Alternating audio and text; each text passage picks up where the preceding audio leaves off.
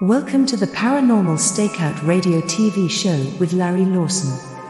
As a former career law enforcement officer and law enforcement educator, Larry focuses on the use of tried and true law enforcement investigative techniques in conducting paranormal investigations.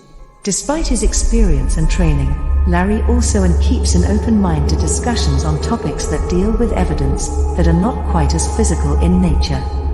Paranormal Stakeout guests are professionals in the field of the paranormal and parapsychology, conducting the investigations and research needed to further the cause of paranormal study.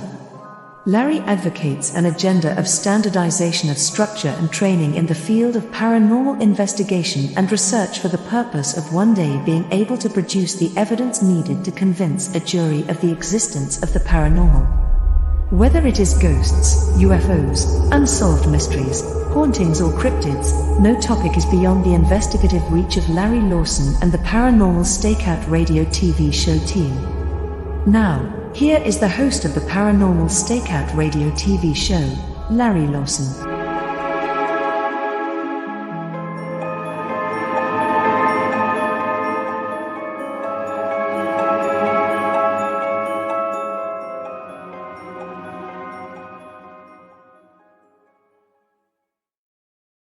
And good evening, everyone. Welcome back to Paranormal Stakeout. I am your host, Larry Lawson, coming to you from the great state of Florida, where we only have two seasons, hot and hotter. And right now it's kind of hot down here. But anyway, welcome back to the show, folks. Little house cleaning up front. Would like to invite you at your leisure to take a look at our website so you can find out about my team and some of the things that we do in the world of paranormal research and investigation.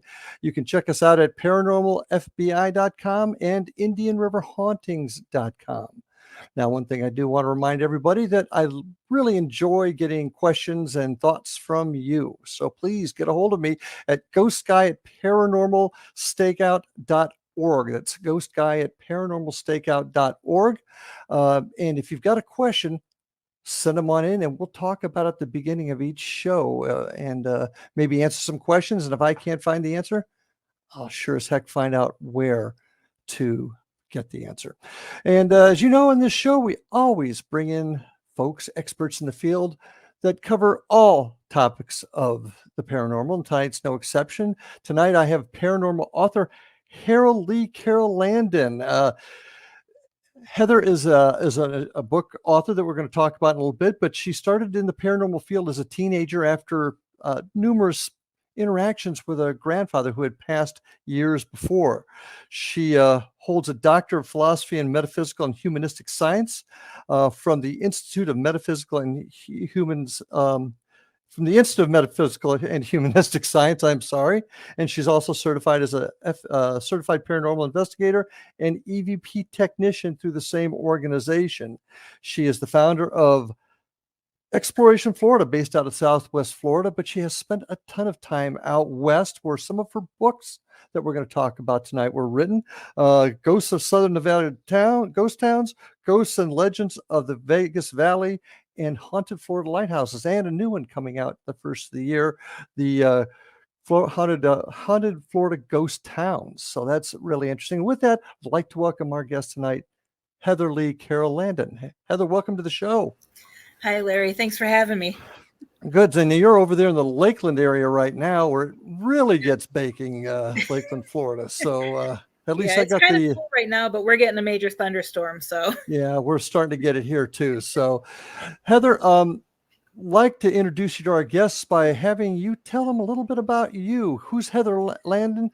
How did you get involved in the paranormal? Tell us a little bit about yourself.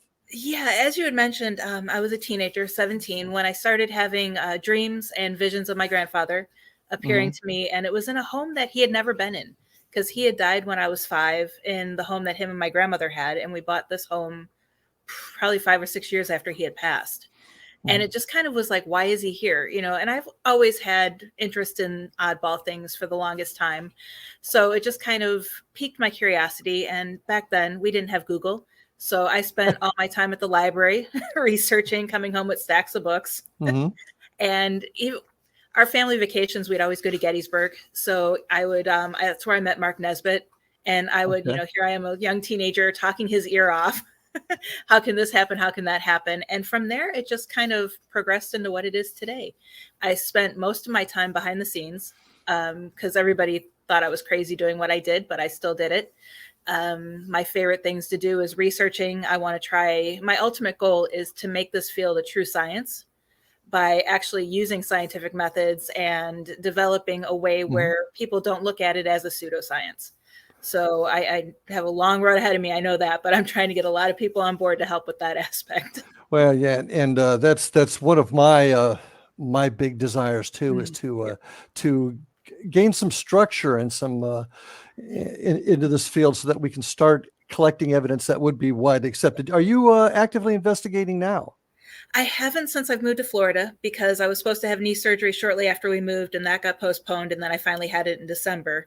But I have been going to different locations for the book that I'm writing right now, The Haunted Florida Ghost Towns, and seeing the different, and of course we do little, not full-blown investigations, but we'll do an EVP session, or I'll do a dowsing rod, or my favorite tool is a fidget spinner.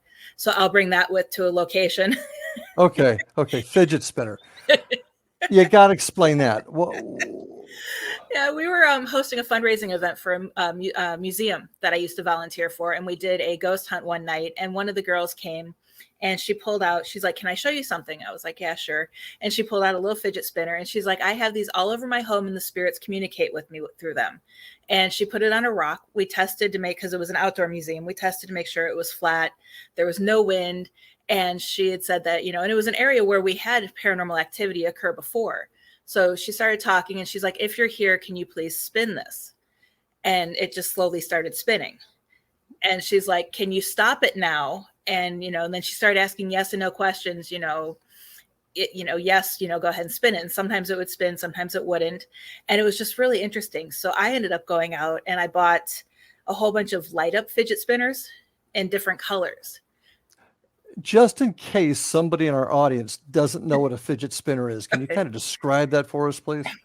I'm bummed because I might have one in my purse or my bag because I just used it the other day. Yeah, here we go. Yeah, they're the little spinning toys, I guess you would call them, or a lot of kids use that to kind of help with their attention and whatnot. So yep. I use it all. I'm working here on the computer and I'll be spinning it underneath the desk. So that's interesting. Now, where did you use that? What location did you use we that used at? it in a mine in Nevada, in Nelson, Nevada. Then I've also used it in hallways when we would do residential investigations.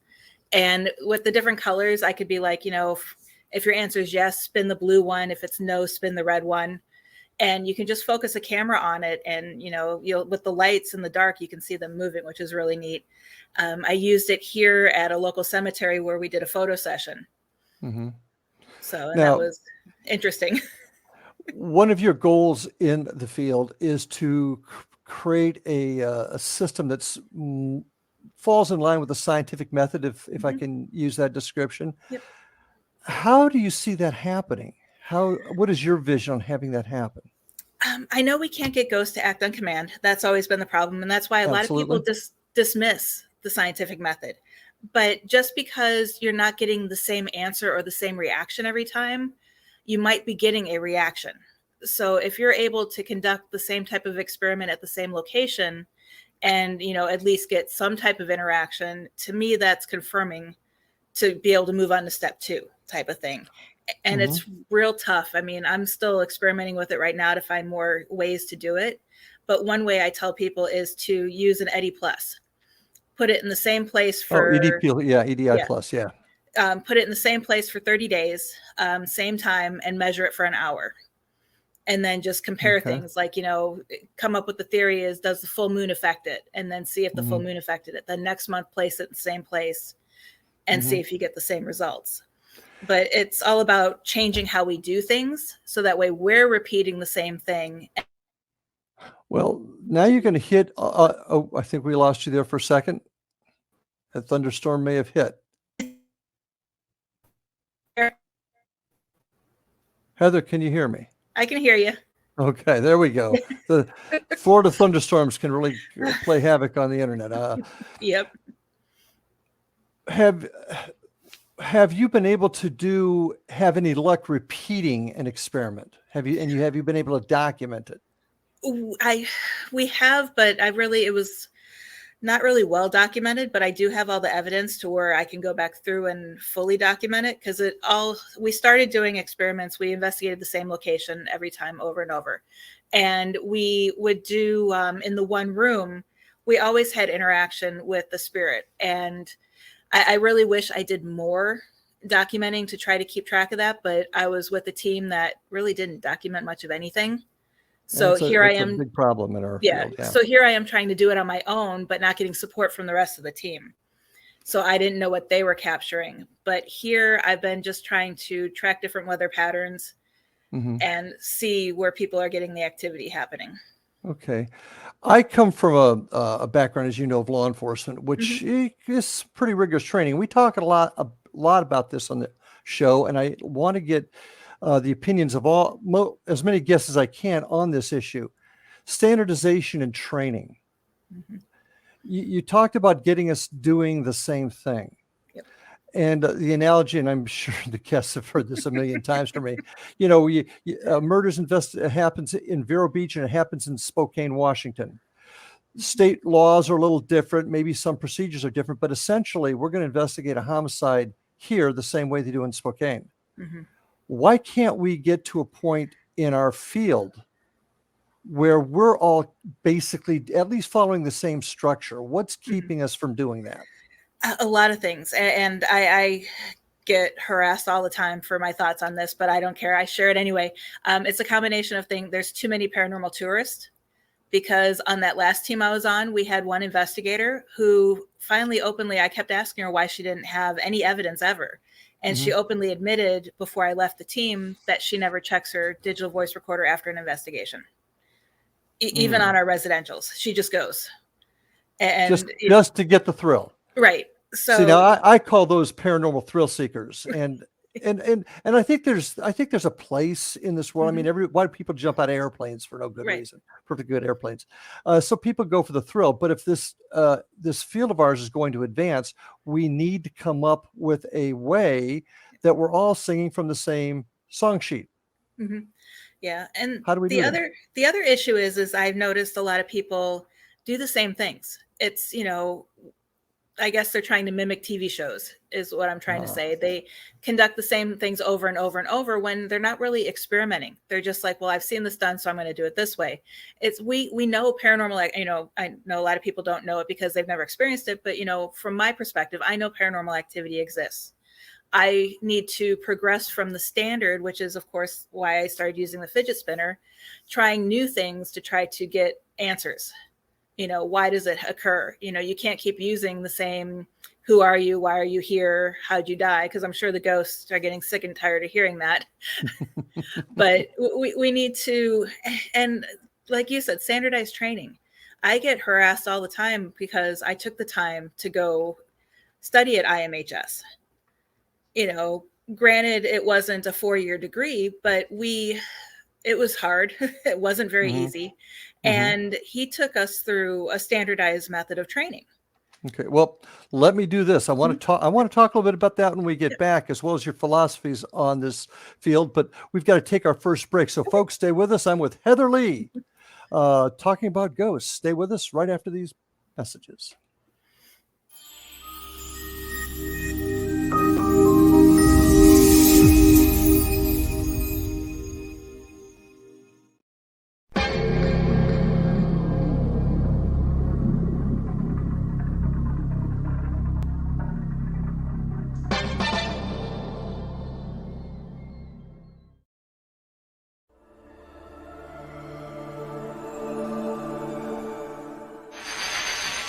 NASA has confirmed that they have evidence of life beyond Earth. This discovery is confirmed.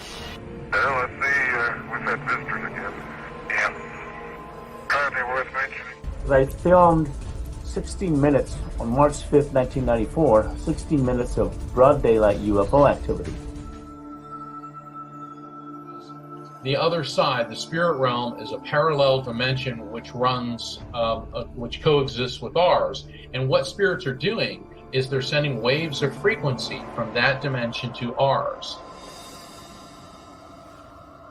The government instituted the truth embargo. The government poured disinformation and misinformation into this field, encouraging hoaxes and any other foolishness. It created a truth vacuum that naturally was going to be filled with theories and assertions and other stuff. The oil oligarchs and the banks and the people who are making decisions that are leading us down the wrong path. They've undermined the research, intimidated and threatened witnesses. The government is responsible for the fact that the status of this issue is not resolved. I'm Rob McConnell, host and executive producer of the X-Zone radio show. Now we are set to bring the amazing world of the paranormal and the science of parapsychology to broadcast TV and online video with the development of X-Zone TV. X-Zone TV will now bring our loyal listeners and new viewers face to face with the most controversial and well-known personalities in the field of the paranormal and the science of parapsychology. From scientists to theorists, astronauts to adventurers, celebrities, pundits, advocates, and naysayers, they'll all join our rapid-fire TV broadcast, interactive discussion, and debate.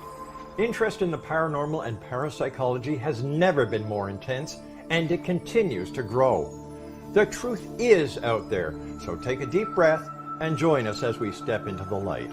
For more information about X-Zone TV, please contact me, Rob McConnell, directly at these coordinates, Rob McConnell at xzonetv.com.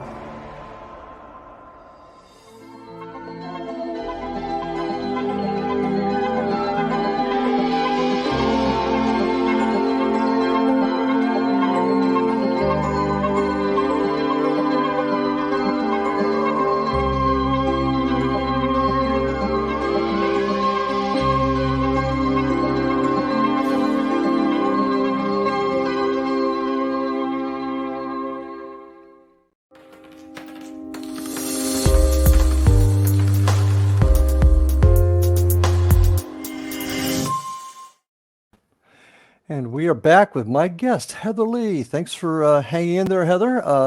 Hopefully the rain's not too bad over there yet. We're still getting thunder here. Before the break, we were talking about education in the field of paranormal research and investigation. You did study at the Institute of the organization?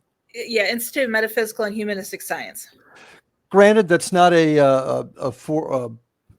standard or academic university, as I think your website likes to talk about academic degrees and not academic degrees. Yeah. But you still did take the time to study. Mm-hmm. And there are universities that do offer courses in different fields of the paranormal parapsychology. University of Virginia is one that comes to mind. I know there's a couple up in Canada. How do you think that would help our field? By not only having institutions like where you studied, but also the more traditional universities and colleges. How can that help improve the field? I truly do believe that if it would help everybody come together, it would put more of a serious nature on the field, not just a something to go out and do on the weekends. Because granted, I do other freelance work for clients, but I view this as my job. I write books. I try to help educate people. I host 2 radio shows and a podcast. So I'm always doing things. And I think that if more people would take the time to study, because I know several people who've gone to IMHS as well, and we work well together. We can communicate easier because the courses also teach how to communicate with clients, how to do different things, how to talk to the spirits properly. And it would make it to where we could not so much have all this paradrama, I think. And it would also put everybody That's a good way to put it. Put everybody on the same page as far as how we collect evidence and how we preserve it and how we, save everything. You're speaking my language of preserving our evidence. It's the cop in me. When we go to we take a case to court, we have evidence that's been properly stored, properly vetted, properly examined and analyzed, and then we bring it to court. And this is what we want to do in this field. But you made an important statement. I believe you said something about if getting people to do it. There's a lot of individuals out there that I think would take the courses if we had them. So what is it going to take to get the more academic institutions to spend time on this, to offer these courses? Yeah, I think it's going to take two things. It's going to be one, it's going to be that we need to not be a pseudoscience, because they don't want to offer a class that's not going to offer anybody a real job type of thing. Well, I'll debate that in some schools, but that's a I story majored for a in different day. communications, and I can't use any of it anymore because of the way things changed. Yeah. But the other thing is getting people to want to put the time in, because I actually was communicating with someone. He was messaging me, asking me about IMHS, about the degree program. We were talking in depth about it, even, because it's basically a theology school. So Dr. Kelly set it up. He also trains, priests and, spiritual counselors and all of that. He does that through that same school. Mm-hmm. And at the end of the conversation, the guy was like, well, thank you for the information, but I don't think I need to go to school to ghost hunt. Okay. And I'm like, well, and I responded very nicely. I'm like, that's your decision, but I don't ghost hunt, I research. And I think it's the mentality of the people who are in the field right now. But that's a huge point that you're bringing up right now, and that goes to my philosophy of a paranormal researcher versus a paranormal thrill seeker. Mm-hmm. And I'm once again of the belief that there's a place for everybody at the table. Mm-hmm. But if we're going to get this field to go forward, we have to have education, training, and standards. So what are we going to do to attract folks that actually want to study this, that want to improve the field? I mean, I'm glad you got the training that you did, but what are we going to do to turn the corner? Yeah, that's a tough one, because right now the people that I know just don't want to put the time, effort, or money into it. Because other people have come back to me being like, oh my God, it's, and it's really not that much money to go where I went compared to a 4-year university. So you have that. And the mentality of the field, I mean, even people who are in the field, they see what they see on TV. They're not here they say they're here to help clients, but half of them go help a client and then they end up calling me or someone else I know because they need help. They got in over their head. They don't know what they're doing. So I just don't think the people in the field want to do it. You make a pretty general statement there when you say the people. That's a pretty general statement. Are you saying that the people I come in contact with? Okay, then why do we do this? Well, if the average ghost hunter, we'll use that term, versus paranormal researcher, most of them are thrill seekers. Why are we even doing this? Why are we even trying? I'm still trying because I'm hoping that this influx of the thrill seekers and the people who are in it because they think it's cool, and a lot of people who are in it to get the next TV show, realize that it's not going to happen. Then hopefully they drop out, because I've already seen a lot of people who come in gung-ho, this is what I'm going to do, and then a week later you don't see them anywhere. Their Facebook page is taken down. So we got to weed out the ones. And that happens in a lot of fields. I think part of that is human nature. Now, I tell you where I disagree with you a little bit here. I do think there are people out there, and I got to brag about my gang at the Florida Bureau of Paranormal Investigation. Yeah. They are an outstanding group of people that truly do want to learn, and and spend a lot of time trying to better themselves. So I think that they're out there. And that's one reason why I don't want to give up. I mean, I spent most of my career on the line as a detective, and this mystery, by God, I'm going to solve it one way or another. Right. I'm going to go where the evidence takes me. I can tell you that. So getting away from that a little bit, I want to talk to you or ask you a little bit about your philosophies. What do you think this whole phenomenon is?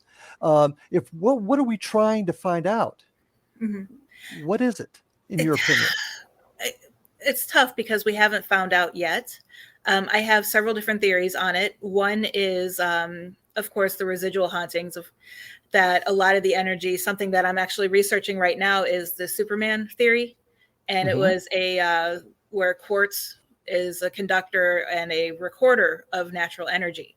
And that's areas with high concentrations of quartz have higher levels of paranormal activity, such as like the Nevada Triangle.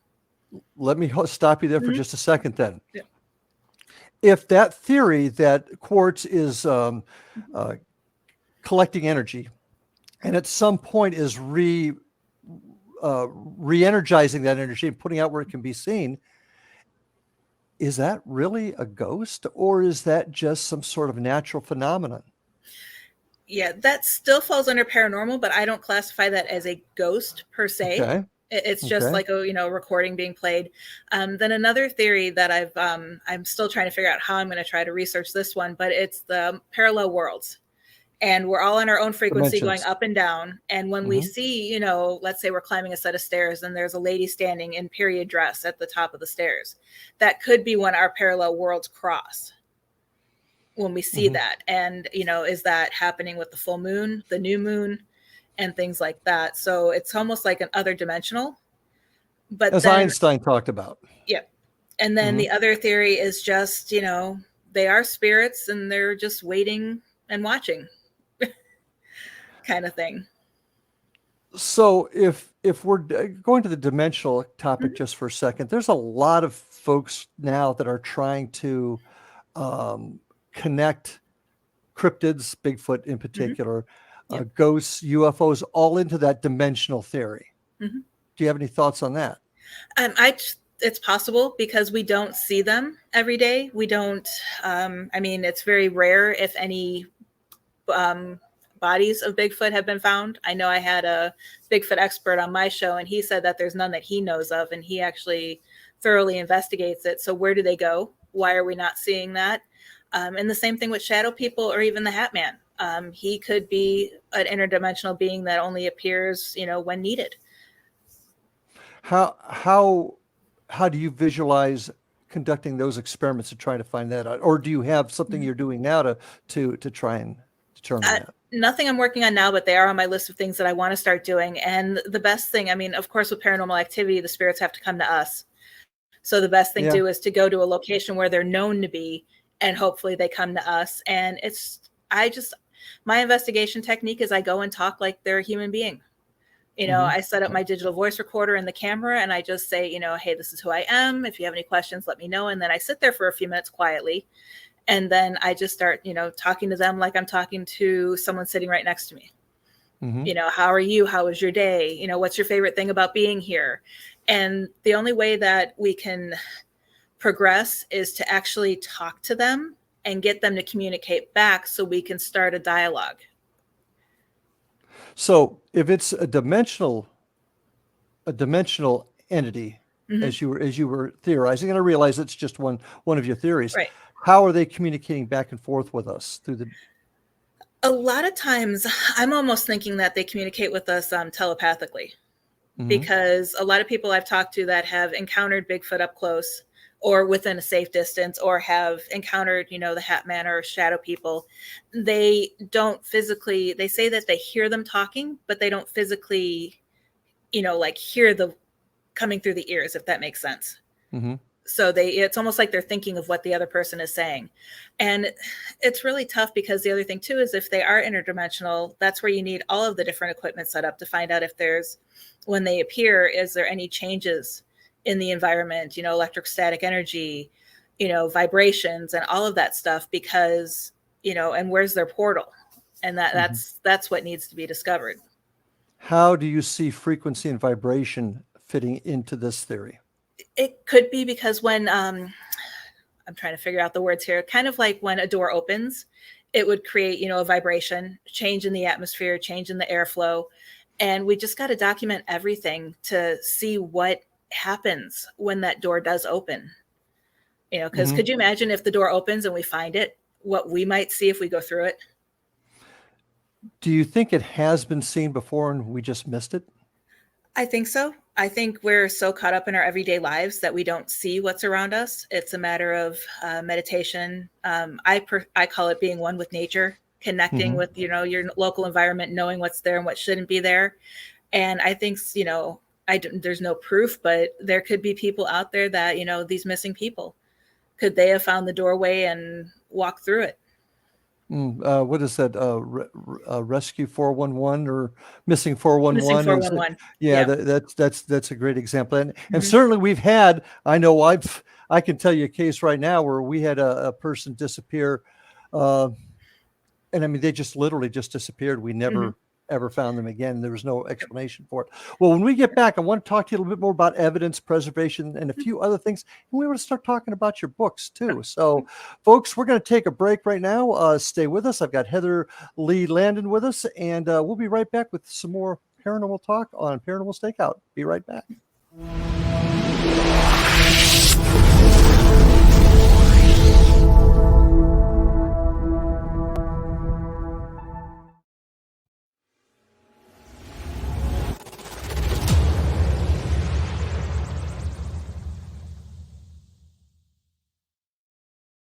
So I was watching the X Zone TV channel last night when I was abducted by aliens, and they kept repeating to me over and over again, simultv.com, simultv.com. What's simultv.com? That's what I asked them. They had it written on the side of their UFO. How do you spell that? UFO. No, I mean simultv.com. simultv.com. simultv.com. Right. simultv.com. Interesting that you were abducted by aliens in a simultv.com UFO last night. Oh, yeah? Yeah. Now that you mention it, I remember now last night I was awakened from a deep sleep. My great-grandmother was standing there. She said she'd come from the hereafter to tell me about simultv.com. She even spelled it out for me. simultv.com, sonny boy. simultv.com. simultv.com, sonny boy. Wow. Yeah. Guys, you'll never guess what my psychic guru just told me. simultv.com. Exactly. Are you guys psychic too? Of course. We all know about simultv.com. simultv.com.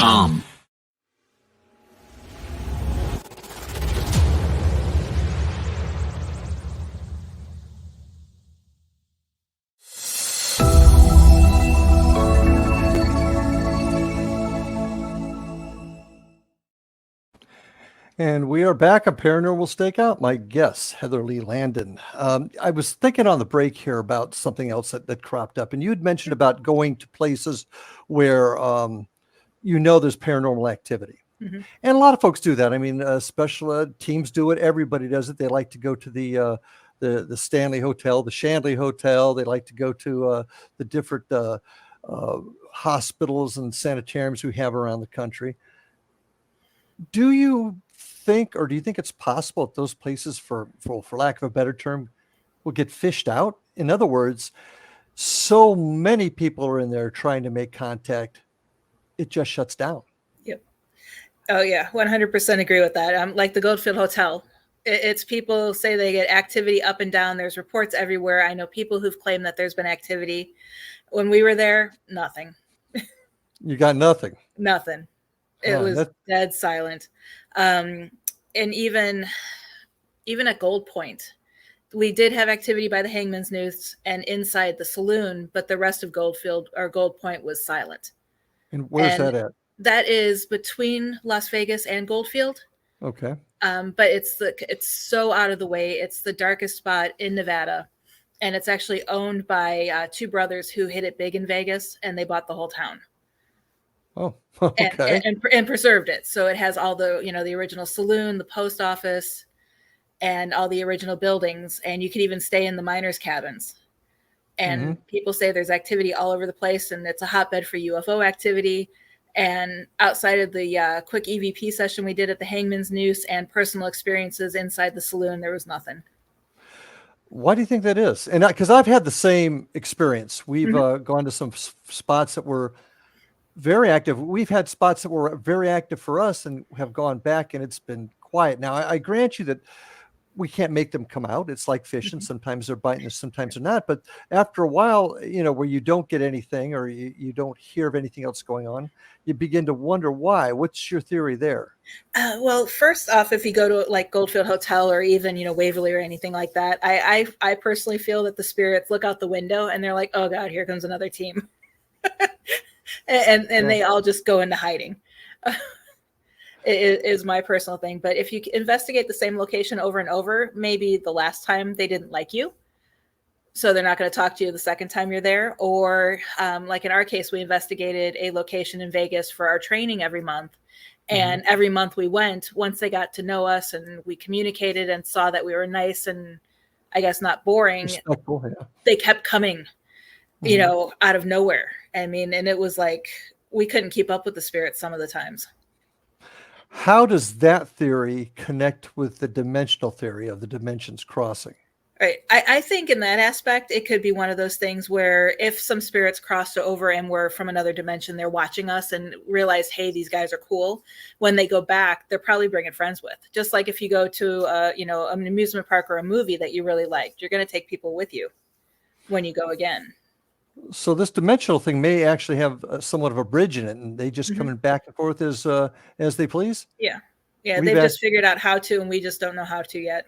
I've actually gotten information along those same lines in some of our investigations. So that's interesting that you felt about that too. Now, people want evidence. Let's take the thrill seekers aside, the folks that are going out on the Saturday nights just for the thrill of the bump in the night, and you're actually wanting to put data together to prove or disprove, because I'm a big believer and we go where the evidence takes us. How do you collect your evidence, and what procedures do you use that maybe some of my listeners could use in their work? We always have digital voice recorders going the entire time. We have some that we use for burst sessions, but we always have one main one that's just constantly running in the background. Of course, you have body cameras. We have static cameras, night vision cameras set up all over the place, because I usually use non-tech tools most of the time, but you can't document with a non-tech tool. So you still have to have all of that stuff running. And it's more or less the hardest part about it is capturing, because I really think spirits have learned when we turn our equipment off. They're like, oh, the red button's off, start talking. Almost like we just don't want to deal with you guys, and we don't. Yeah, okay, right. Interesting. Yeah, because you notice activity always happens when you're either setting up your equipment or tearing down, or when you're not looking. Right. Yeah. So I think they've learned. So that's why I have actually a keychain that I'll wear somewhere on my person that is actual voice recorder, and it can record up to 20 hours. And I turn it on before I even walk into a location. And I've gotten stuff on there that I haven't gotten on other stuff. How long do you leave your recorders running?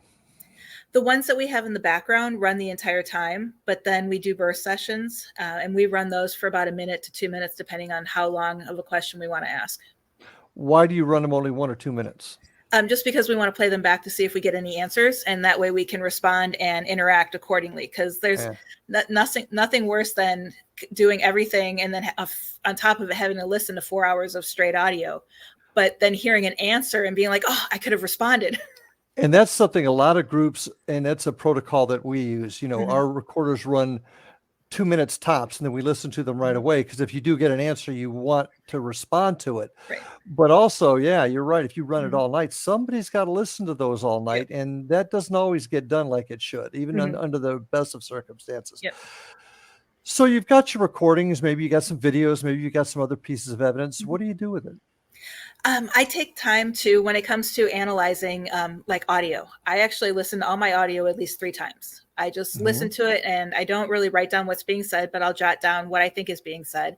And then I'll listen to it again with my eyes closed, because if I close everything out around me, you focus more on listening than you do, if your eyes are open, you get distracted with TV or something else on the computer, and so I do that. And then the third time I go through, I actually focus on the little time breaks that I broke down by cutting clips. And this is for like the longer audio sessions.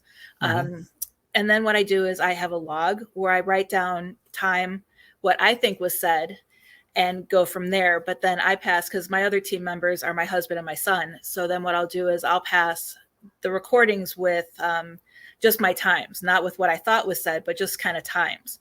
And he goes through and confirms, yes, I heard something at this time, and I heard something here too. So, we kind of go back and forth on that. And then I clip everything out, label it. Same thing with video. We'll do the same process. Photos, we go through them several times, and analyzing everything. And then what I do is I create an actual, not only log, but I'll create almost like a data sheet on time by time of what happened during the investigation. We arrived at this time, this is what we did, and go through, this. And we also put down like personal experiences in that log. And then if it's a client case, can't discount personal experiences. Nope. Even though there's no proof on it, I still put that in there, because sometimes those personal experiences coincide with an EVP. Well, what do you do with all this? Once you've analyzed it, and you're very thorough. Mhm. But what do you do with it? Where do you store it? How do you store it? If it's for a client, we of course make copies and give them to the client. We give her, a digital thumb drive with all of our, copies and our paperwork, and then a printed copy of everything. And then I do the same thing. I put the case on a thumb drive, and it gets sealed in an envelope with all the printed paperwork, all copies of the photos printed out, as well as, the digital files. And it gets sealed with a case number, and I keep it in my filing cabinet, and I keep a digital copy on the cloud as well, just in case. And it's always there for reference. Okay. And do you keep it under lock and key, or? If it's a client case, or like in Vegas, we had several cases that we had to sign non-disclosures for. So those I keep under lock and key, just because, granted, no one else comes into our house right now, but people on our team, but you just never know. You never know. Okay, very interesting. I want to switch gears a little bit with you here, because you've got a part of your history that I find very fascinating. I want to take a couple minutes to talk about it, and that's your time with the Warren Legacy Foundation. You were the chief administrative officer. Yes. Yep. What did that job entail? And tell us about it as much as you can about what that foundation is. Well, basically, the foundation was founded by Ed and Lorraine Warren's grandson, Chris McKinnell, and he is trying to preserve their legacy by basically teaching other people how to do what they do, or, how they investigated. And he says that he wants to train the next generation of paranormal investigators, which, is a great idea in concept. My job was I don't want to say I ran the foundation, because he was still in charge, but I did all the behind the scenes work. I set up his, the weekly Warren files. I had an administrative team that handled, one person handled all the client cases that came in, another person handled all of the new member applications. And we just basically worked on the inner workings of the foundation and got things to where people needed to go, because we had regional directors and members all across the world. So stuff would come into us, and we would distribute it to the appropriate person in the group. Now, is that the entire Warren family that was involved in this? Or? No, it's just Chris. Tony Sparrow, who was on my show a couple months ago, he is their son-in-law. He's married to Judy, who's their daughter. And they own and operate NESPR, which was the organization that Ed and Lorraine Warren founded. And so they're still active. Are they an investigative type agency? Are they just a data collection agency? Or? They're a little bit of both. They're more of a, he described it to me as a Catholic research organization, and they're more into helping people. They still collect their data, but they're more in getting people the help they need, whether it's getting in contact with a priest, whether it's getting an exorcism. They do the grunt work to determine what a person needs, and then they get them in contact with the right person. Okay. Any connection to? I know John Zaffis is related to the Warrens, and his museum. Is that part of the foundation? No, it's not. John actually is his own complete entity. He is related. His mother was Ed's twin sister. Ah, okay. So, but he trained with Ed and Lorraine Warren, and he just kind of went off and started doing his own thing, where he has his museum, the TV shows he used to do. And I talked to him a couple weeks ago, and he's actually still actively investigating and doing work. Oh, okay. Now you mentioned they also do a lot of training, and once again, we come back to that focal point that we mentioned earlier in the show. What kind of training do they offer? Well, the foundation, we were actually starting to do online classes that I was in the process of doing, but that I'm not sure if because I left the foundation before that actually took off, so I'm not sure what they're doing from there. Okay. Well, interesting. I saw that, and I really wanted to ask you about that because the Warrens are, some of the foundation members of what we do. We're going to be taking a break in just about 30 seconds from now. But when we get back, I do want to talk to you about your books. And I'm really curious and wanting to know what kind of research you did to put these books together and how they came together. So when we get back, we're going to talk about them. Folks, we're going to take our last break, and we'll be back with my guest, Heather Leigh Landon, in just a few minutes. So hang in there with us, and we'll see you right after this break.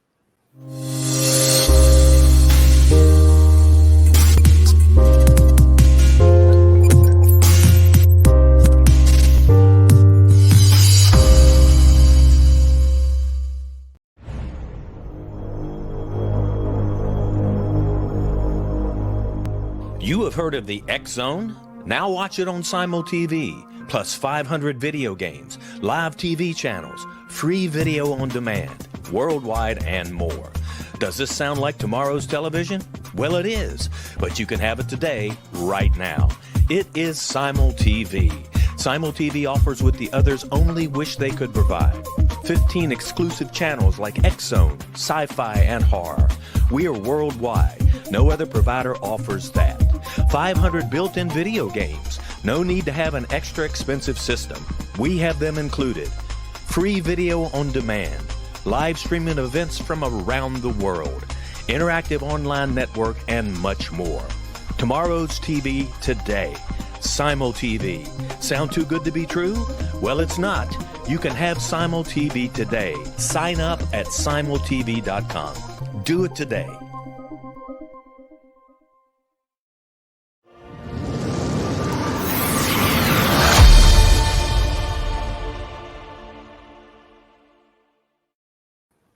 And we are back for our final segment of the show here, and I appreciate you being with us tonight, Heather. A little bit of housekeeping. Remember, you can get a hold of me at ghostguy@paranormalstakeout.org. If you have some questions or thoughts you'd like me to bring up on the show, also check us out at paranormalfbi.com and indianriverhauntings.com if you want to find out more about what we're doing down here in the state of Florida. And certainly if you do search us out, say hi, so I can say hello back. And Heather, how can people get a hold of you? You can find me at heatherleigh.com or on Facebook at Exploration Paranormal, where my team is on there as well. Or you can find me on my radio show on WLTK DB Radio, which would be at, we just changed the name, at Exploring the Paranormal Show is on Facebook. Okay, yeah, and then I've been on that show, and recommend it. So take a look at it. Now, you're an author. You've been on TV shows, radio shows. You've done all kinds of things. But tell us about your work in the field of literature. Yeah, I've actually have been a writer ever since I was 16, and our next door neighbor was the publisher for a local newspaper, and they needed a high school sports reporter. And at dinner one day, I was like, well, I can do it, because I was always interested in writing anyway. I was writing poems and a whole bunch of other stuff. And of course, she sent me to a football game, and I knew nothing about football. So I was again at the library researching everything there was on football so I could report on the game properly for her. And that turned into, I was a freelance writer for several local newspapers growing up after that. And through college, I have a degree in journalism, photojournalism, and I started a degree in international communications based on terrorism studies, because that was during the first Gulf War. I'm dating myself here now. With that. And I have several books that I've written, but I just never pulled the trigger on finding a publisher. And we had filmed Real Hunts Ghost Towns with motion picture video out in Nevada. And I had already done all the research, and I was talking to a friend of mine, Peter Haviland, and he wrote for History Press. And he said, well, why don't you talk to my publisher at History Press about your experiences during the filming? And he got me in contact with the publisher. We chatted back and forth, and they loved the idea. And 6 months later, Haunted Southern Nevada Ghost Towns was published. And after that, you had the Nevada Ghost Towns and Ghosts and Legends of the Vegas Valley. How did all that come about? And tell us a little bit about the research you did to put that book together. Right. For the Vegas one, it was a lot of, the team that I was with was really big into training, which was great. We were always going somewhere every weekend, practice investigating if we didn't have a client case. So that's where a lot of the locations that I have did the research for it, because I was the type of person that if they said we're going here, I dug deep into the history of the location long before we arrived. So I knew what to ask, what to expect, who to try to reach out to. And I had all that research done. Madame Tussauds, we visited several times, and I talked to the employees. I worked at a museum as a volunteer, and they shared stories, and they also would let me investigate when they were slow. So I was supposed to be volunteering and showing people around, and there I am off in a corner of the mine because it was an above ground mine. And I'd be investigating and talking to the spirits, and they just thought it was funny and loved it. So there was a lot of hands-on, a lot of digging deep. and definitely a lot of personal experiences that were in that second book. Did you actually do any full-blown investigations of any of these places that you wrote about? Yeah, McCaw School of Mines, we did a full-blown investigation several times there, Mm-hmm. including around the train. They had a train from Area 51 that we had a lot of activity. That train car would put the tri-field meter, it would bury it on the other side, and the minute you walk an inch from the back of the car, it would flatline and be like there's no energy. Interesting. So we did a lot of research. There was a little boy that would haunt around there. There was an undisclosed location on the Las Vegas Strip I had to sign an NDA for, but they did allow me to include it in the book as long as I didn't mention their location. So that one we spent all day and all night there. So we had full run of the place for several hours. And one of the parks that we've included, we investigated all night. And then there was one other location that we also had to sign an NDA for, but they luckily allowed me to include that information as well. Okay. Just off the cuff here, what was the most interesting experience, scariest experience, however you want to put it, that you had investigating and researching for these books? Yeah, one of the investigations we did was on the Las Vegas Strip. It was near where Tupac was shot. And this wasn't one of our full-blown experiences. Sorry, I have a hair that keeps. It wasn't one of our full-blown investigations. It was just one of those, hey, we're here, nobody's around. Let's do an investigation real quick, because we all had, we all had our equipment with us. And someone had said, towards the end of the shutting it down, someone's like, wouldn't it have been cool if we could have talked to Tupac while we were here? And we have an EVP that says, I'm right here, like almost immediately after they said that. And I thought that was very interesting. Is it Tupac or is it someone else trying to talk? Like, hey, I'm right here. Why aren't you talking to me? I was actually going to ask that question. How did you know it was Right. Tupac? Yeah, no, we don't know who it is, but it was just very coincidental and very interesting. And then there was one, we were at, I was actually setting up, I was doing the kids' craft table at the museum. And like I said, there was a mine and it had a elevator shaft in the back of the mine that was brought from Nelson, from one of the mines out there. And this little kid comes running up to me and he's like, can you please tell the gentleman in the mine, thank you for giving me a tour and talking to me. And the other volunteer and I looked at each other, and there's only one way in, and the emergency door, I would have seen someone coming out of the emergency door because I was right where that was. And we're like, nobody's in there. All our volunteers are out here. And the child was like, well, he was wearing, overalls and he had a hard hat on. And we're like, no one here is dressed like that. So we go running in thinking that there's some crazy person hiding in the mine talking to children. And we turned all the lights on. We checked everything. Nothing was there. Nobody was there. How do you explain that? I put it to, I've seen the figure of a man that looks just like that walk from one of the mine caverns and into that elevator and disappear as he gets into the elevator. Interesting. Yeah. It fit the same description and everything. Same description and everything. So I found that one very interesting. Well, yeah, and it sounds like you had a little corroboration of it too. How often have you seen a full-bodied apparition? Full-bodied with full color, I would say maybe a handful of times, but I have seen several dozen shadow figures. Because like one location we investigated, I would see off in the distance every time we would go, same location, which is why I'm not sure if it was an actual apparition or a residual haunt, but it would be two men dressed in period like FLDS attire, and then four ladies dressed in the long FLDS gowns. And the place used to be a former Mormon settlement. Okay. I want to move back to Florida here now. I want to talk a little bit about the state we're in. And you've written one book already, The Haunted Florida Lighthouses, that's coming out. When's that coming out? September 11th. And what's your one right after that? It is Haunted Florida Ghost Towns. Okay. Yep. Most haunted spots you found in Florida so far? So far, in your opinion? In Johns Pass so far. In Madeira Beach. I love that area. Have so many, I've seen, we'd turn a corner and I would see someone standing there and everyone else would turn around the corner behind me and I'd turn back and the person would be gone and there would be nowhere for the person to go to. We'd be in a store one time and I would feel like someone was tapping me on the shoulder and I'd turn around, nobody was there. and talking to all the employees there, because I've researched John's past to a point, because it's included in my lighthouse book, because they have a faux lighthouse that is haunted by 2 Civil War soldiers. And then I also am going to be including them in my Ghost Town book. And it's just, everybody there has experiences. I mean, things that they can't explain. Some people are afraid to be the closing shift. Well, where can people find your books? At Arcadia Publishing or the History Press. And they're also on Amazon, or you can go to Books A Million and request them. Excellent. Okay, so check those out, folks. Once again, that's Ghosts of Southern Nevada Ghost Town, Ghosts and Legends of the Vegas Valley, and Haunted Lighthouses, Florida Lighthouses. So check that out.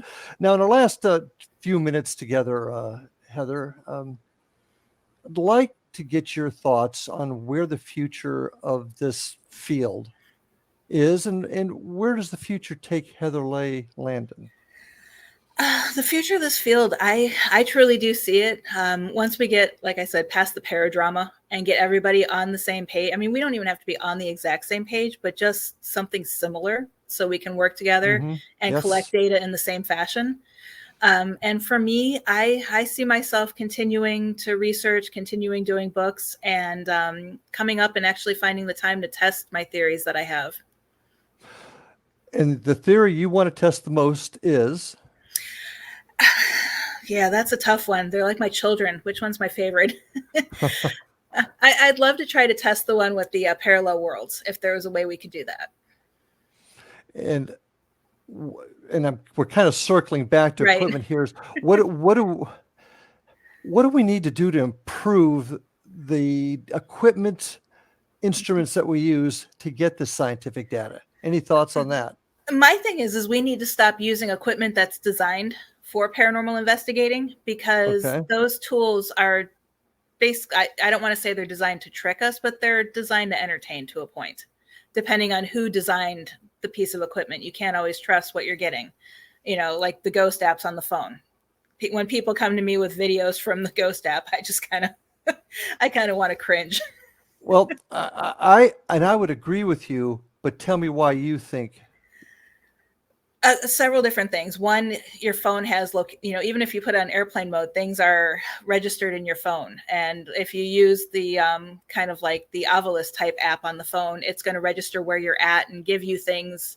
You know, it's going to search the internet for things that it thinks you want to hear, and for that area. The ghost app that does the SLS camera, that's going to map out anything that looks like a human. I've seen it. It's mapped out my wall. It's I get it to play around with it so I can explain to people what it does. Someone put it up against a tombstone, and all of a sudden the entire cemetery was haunted by these little people, because every tombstone. Yeah. So what you're suggesting is that the internet perhaps plays with us and gives us the information they think they want us to have. Is that what you're saying? Exactly, and that's what AI is going to do to us. That's a topic I'm going to eventually get on the show here. Any other final thoughts? What would you want to tell somebody just getting into the field?